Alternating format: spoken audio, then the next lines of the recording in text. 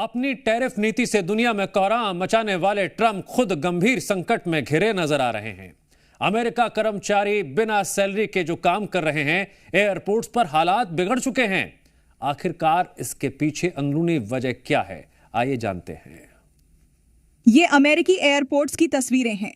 भारी भीड़ है, लोग अपनी फ्लाइट का इंतजार कर रहे हैं। दरअसल शटडाउन की वजह से अमेरिका में 40 सबसे बिजी एयरपोर्ट पर 10% उड़ानों की कटौती की गई है। शुक्रवार को 1000 से ज्यादा फ्लाइट रद्द की गईं। एयर ट्रैफिक कंट्रोलर स्टाफ पर दबाव की वजह से उड़ानें कम करनी पड़ी हैं। FAA यानी फेडरल एविएशन एजेंसी ने फ्लाइट्स कम करने के निर्देश दिए हैं। 1 महीने से स्टाफ बिना सैलरी काम कर रहा है। हालत यह है कि हफ्ते में 6 दिन काम के साथ अनिवार्य ओवरटाइम करना पड़ रहा है। इन्हीं कर्मचारियों को राहत देने के लिए उड़ानों में कटौती की गई है। अमेरिका का शटडाउन संकट एयरपोर्ट और उड़ानों तक ही सीमित नहीं है। समाधान नहीं हुआ तो पहली बार सभी सेनाओं की सैलरी रुक सकती है।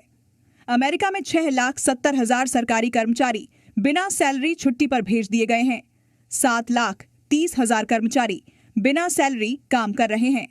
7,50,000 नेशनल गार्ड और रिजर्व सैनिकों को सैलरी नहीं मिली है। 14 नवंबर को पहली बार सभी सैनिकों की सैलरी मिस हो सकती है। 1 दिसंबर तक शटडाउन चलता रहा तो सैलरी के $21 अरब रुक जाएंगे।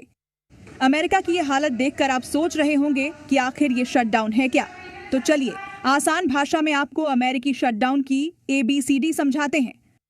अमेरिका में शटडाउन का मतलब एक तरह से सरकार का बंद होना है, जिससे फंडिंग ब्लॉक हो जाती है।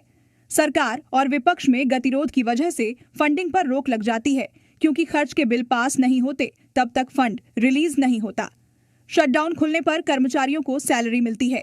ट्रंप सरकार में अमेरिकी इतिहास का सबसे लंबा शटडाउन चल रहा है। सब्सिडी और वित्तीय नीतियों पर 38 दिन से गतिरोध बरकरार है।